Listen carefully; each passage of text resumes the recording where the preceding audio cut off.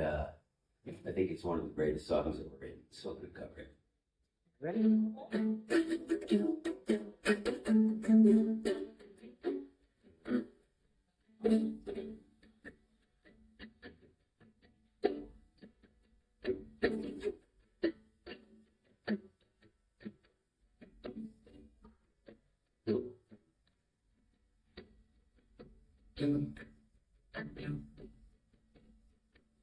And even though the moment passed me by, I still can't turn away.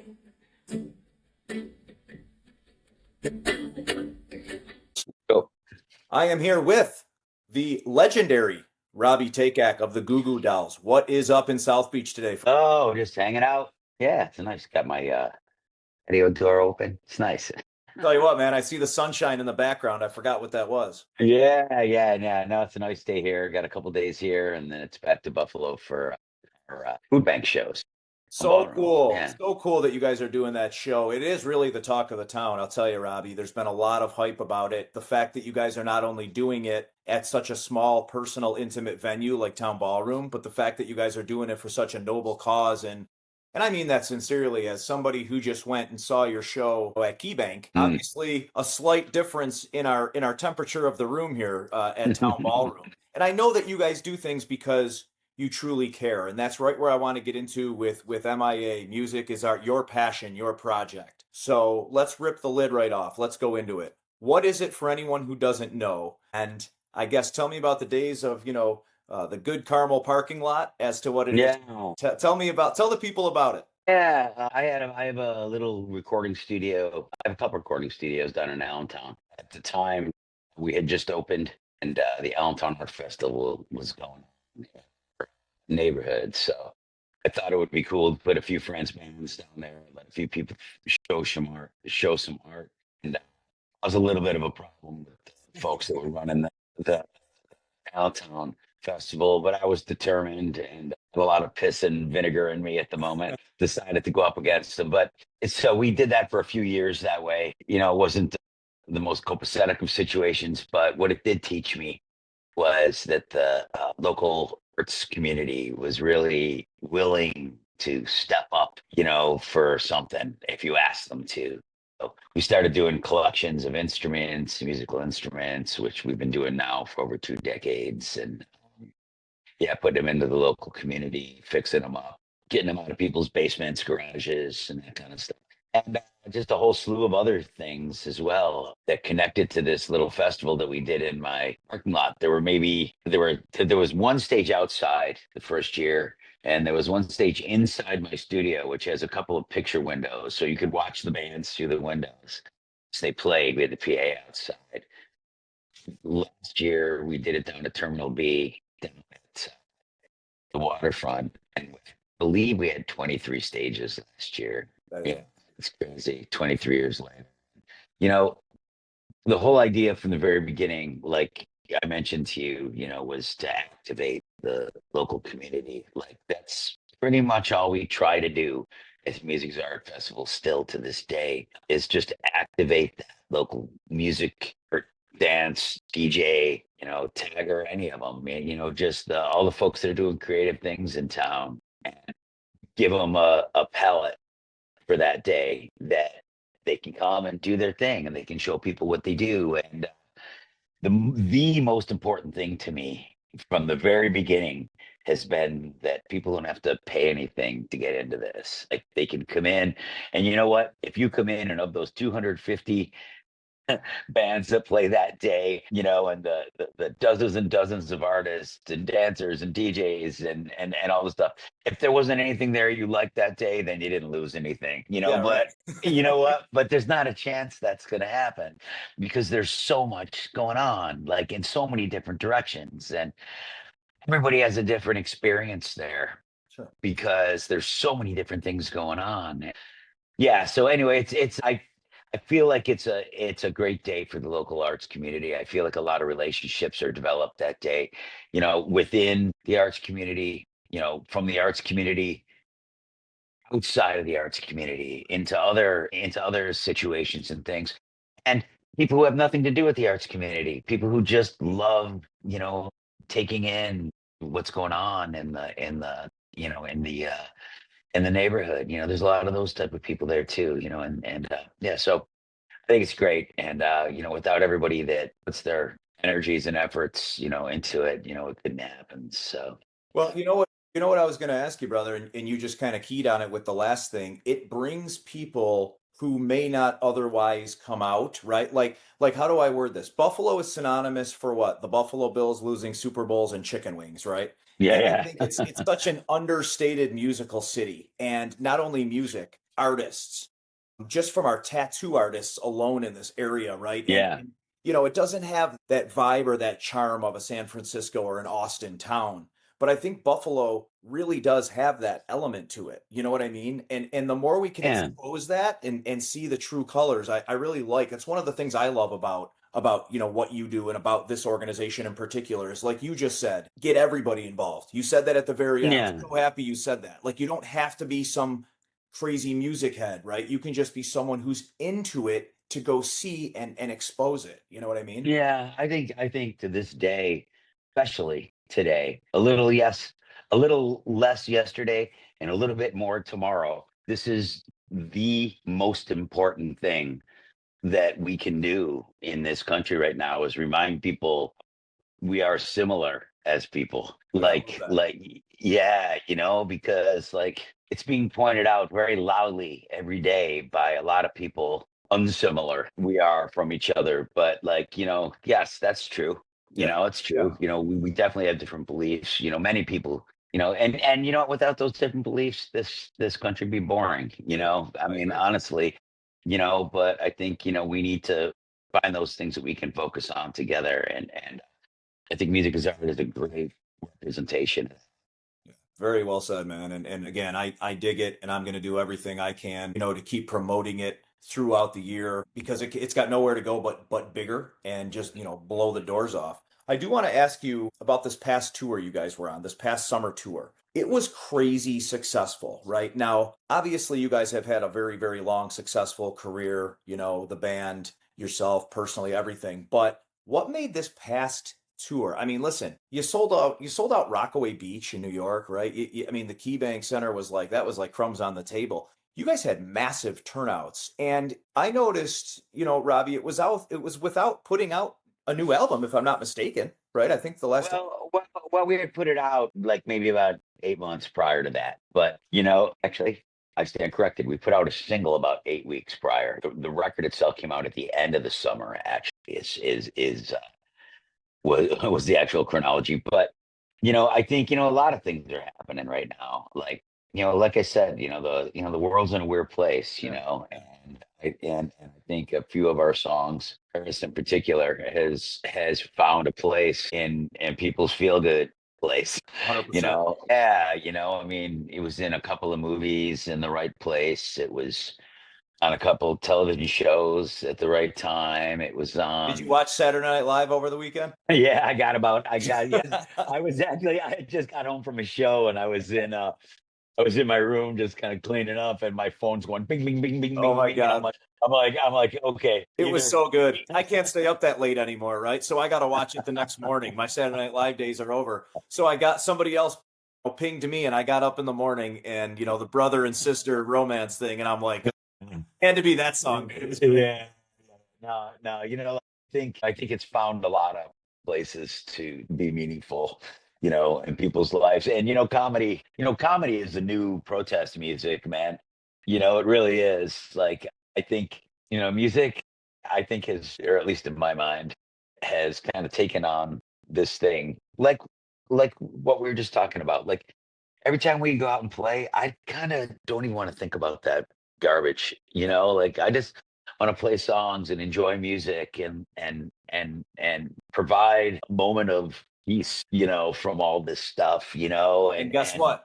Guess what? That's exactly why I go to your show. yeah, So we're to block out that couple hours. So while yeah, you're playing, I'm fortunate enough to be there and block out whatever's going on. And the difference is you're providing that entertainment, because yeah. you're amazing at what you do. But you're so spot on, man. Like it takes you away from all the nonsense, right? Yeah, well, that's what we're shooting for, so I don't know, I think, but this summer was great, it really was. We had, um, Dashboard was out with us. They were awesome. We're actually gonna, I don't know if we've announced this yet, but we're gonna be doing Canada with them next year, early next year. Breaking Yeah. news on the Moneyball channel. Yeah. Oh yeah, yeah. I don't know if we've announced that yet, but yeah, but that'll be coming down soon, and yeah, we got all sorts of stuff coming up, man. Got a bunch of big festivals coming up. We're working on a cruise for 2027. Dude, do you sleep or what? I mean, you guys go so hard, man. Like, look, you're making me tired even hearing you say this stuff. Yeah, You yeah. guys are incredible. Where do you find the energy, bro? I don't know, man. You just, we don't, we live life a lot simpler than we used to, Yeah, sure, like, sure. we're not taxing our systems like we used to. So I guess that makes it a little easier, but man, you just got to pace yourself. You learn how to do it, like anything else, you learn how to manage it, and make it work, and, have a good support team around you, good support team at home. That's always important, and yeah, just, keep your eye on the ball and keep running. When you look back at 1986, 87, right? That whole, I think what was the first album? 87? 86 is when we started. 87 is when the album came out. Yeah. I mean, and looking where you are, right? Now, again, I know you're sick of telling the same stories over and over, and that's why, honestly, really, I always try to not be that guy asking the same stories. But in this case, I have to. The Buffalo guys, 86, 87, and being the punk rock band. Did you ever, man, in your wildest dreams, think you'd be in Australia and South Africa and selling these joints out? And did you ever vision this? I don't know. I don't think you really think about that stuff when you're 20. I think you're just thinking about, are you going to get your bass cabinet, from your apartment to the to the Continental, and then what are you going to do with it just on the off chance you meet a girl at the end of Awesome. the night? Awesome, dude. I love it. I love the Yeah. honesty. You're Yeah, right. I don't think we really thought about that much. I don't think it was until about, like, kind of Hold Me Up era Okay. that we started to realize that, we started to see, like, bands aside from Warrant and, Skid Shout out to Row, Warren. and Shout out to yeah, Warren. Cherry yeah. pie, baby. Yeah, like, well, because those are all the bands that were getting the deals. Oh yeah. Bands like us at that time were getting teeny tiny micro record deals, and so we were shooting for those deals, but I don't think we even really knew that there was, going to be the opportunity to be on a major label, and so we didn't play the game that way. We played the game like, we were an indie band doing DIY stuff. In those terms, we were very successful at that. We're selling 9,000 records, Right.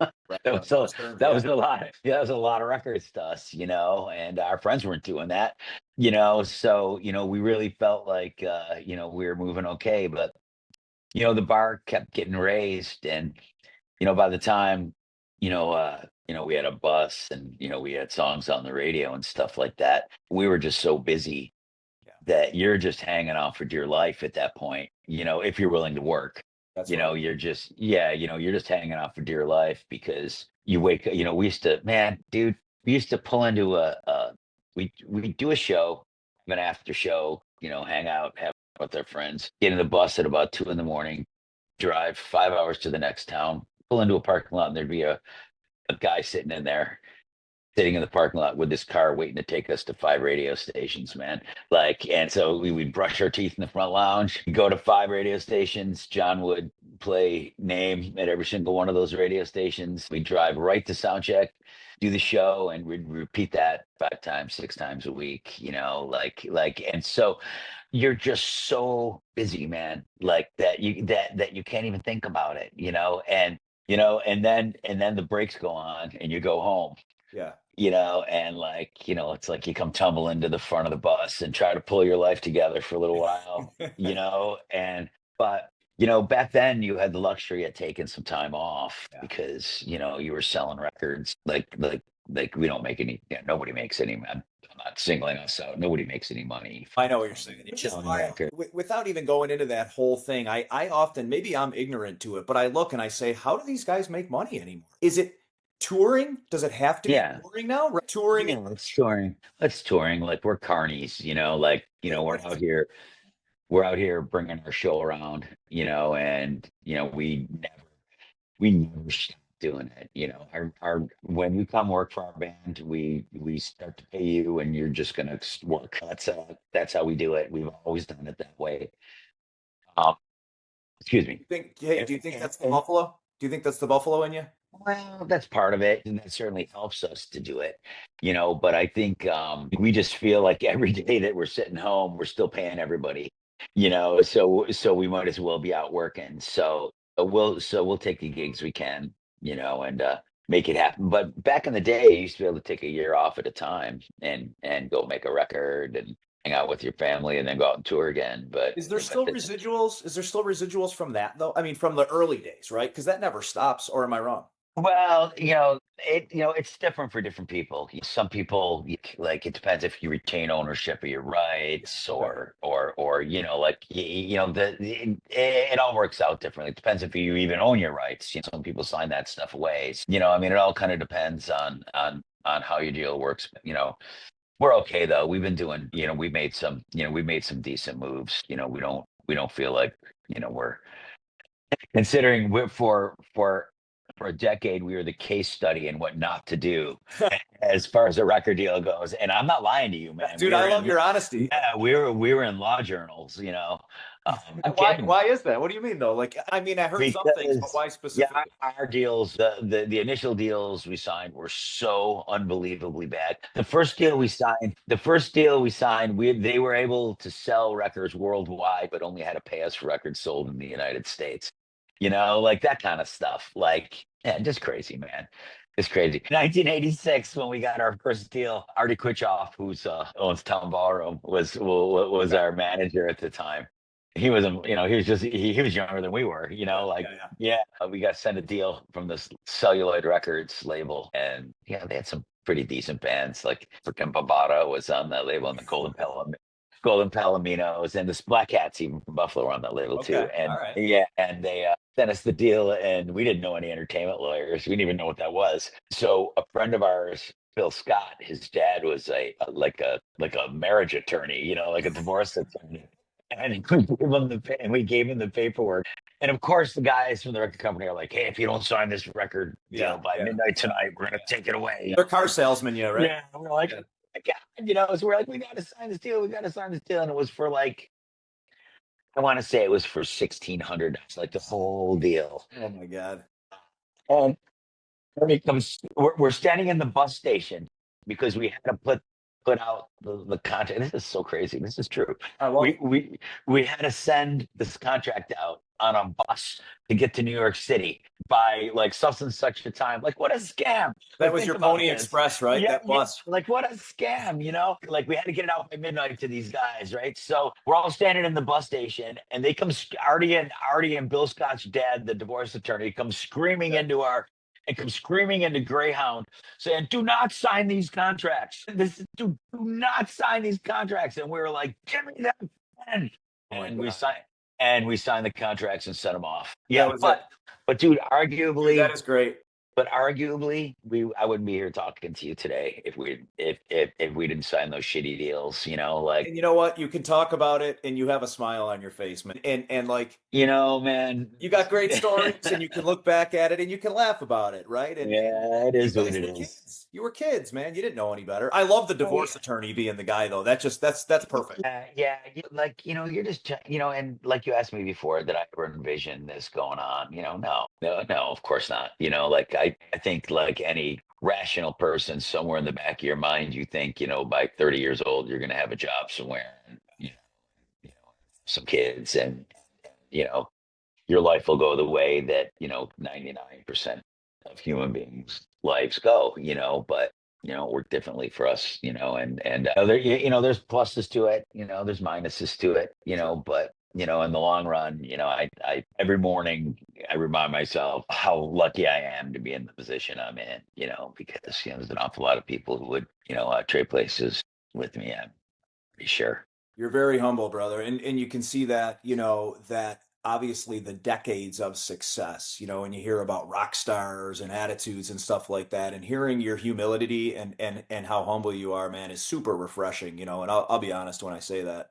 Yeah, you might get a different story if you call my manager. Maybe not now, right? Like you said, we all got to grow up sometime. Does it get like, I mean, you got to be, you know, do you get to a point where you're like, all right, man, I gotta start winding down, or is it still as fun when you go out there, like with the guitar in hand, man, and when you're singing and doing your thing? Like once you're out doing it, is that what keeps you going? Do you still get that euphoria from it, that Yeah, I high mean the from it? show. Yeah, I mean the shows are the best part. I mean, the rest of it. Take that hour of shows and make it an hour of you know, office visit calls trying to sell curtain shower rings. Shower curtain rings. Like it's still the same life. Like you're going to the airport, or you're going, Ubers, or you're going to hotels, you're going to Denny's. People You see the know, rock star life, they don't see all the yeah. little things. Yeah, and I mean, all that is, kind of a pain in the ass, quite honestly, but the Yeah, shows are awesome. Yeah, the shows are great. Sharing songs with people, singing with people, seeing faces I know, familiar faces, that's always a trip after all these years. Generations of kids out you there. just hit on it. I was just gonna Yeah, say that your yeah. music is timeless. Yeah. You know, there's not too many younger people right now listening to Pink Floyd. Like I love Pink Floyd, right?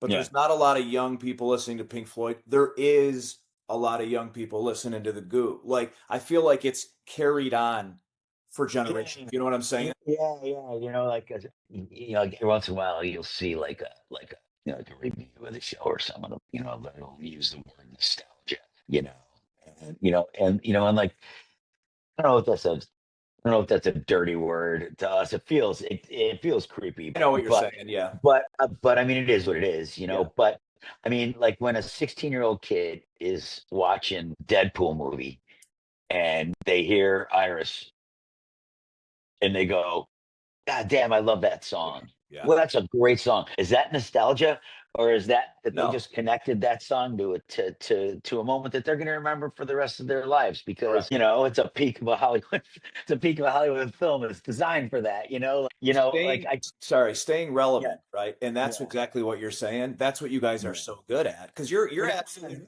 huh? but the odd thing about this is we've stayed relevant with a song that's 3 years old or something, whatever it is. Like it's such like the math on this one is so weird. I mean, we're still making new music, of Yeah. course, and we're still releasing that music, and we just got our I forgot what it is. It's like 20 song with this last Nakabaya song that we just released.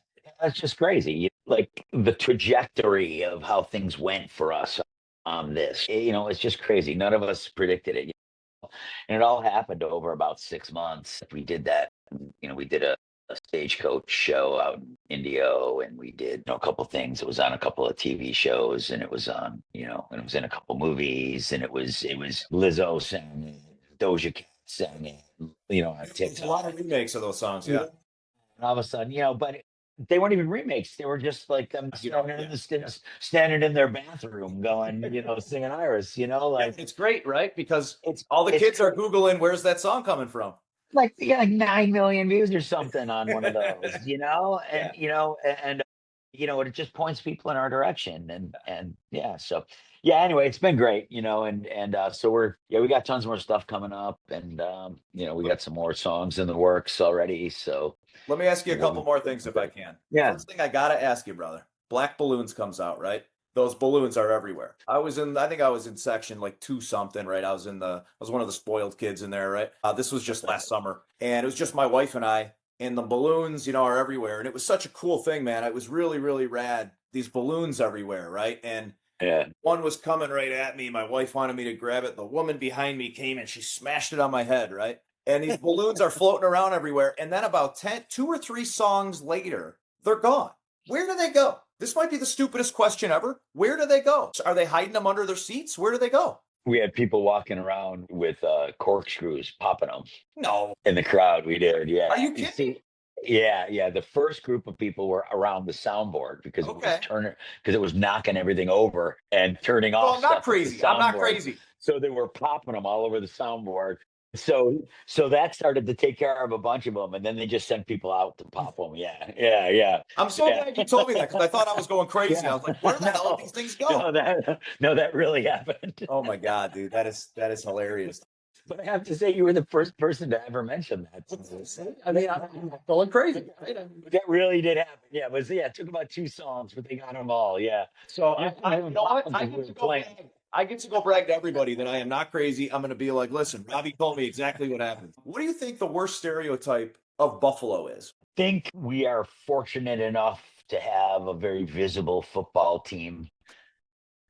Yeah, And I say fortunate yeah, enough to have a very visible no, football you're right. team. Yeah, And chicken wings are a big thing, and people flipping off of tables flipping off of cars onto tables.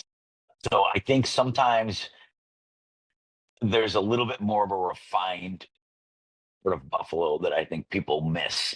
thank you. I think And I think you're right. yeah, and I don't know if I'm necessarily representative of Or any of me, or me, yeah, but they're out there. They're out there but somewhere. I do think that there's a little bit more of a refined part of Buffalo that people tend to miss sometimes, and yeah, so I guess like as as far as an external view, I think that that's maybe probably it.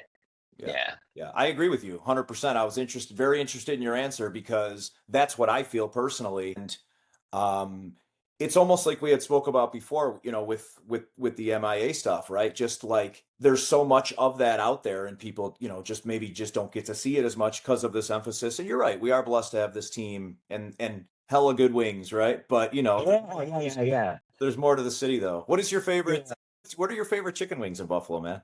Uh, Do you have a favorite? I'm an Elmo's oh, guy. Not they sponsor me, but they're still really good, man. They're like let's see. Gabriel's Gate or something. Yeah, Gabriel's is great. I was just at a place called Wing Nuts that was really great. Yeah, what'd you think? You like that? Yeah, it was good. It was good. Yeah. I had that for the first time the other day.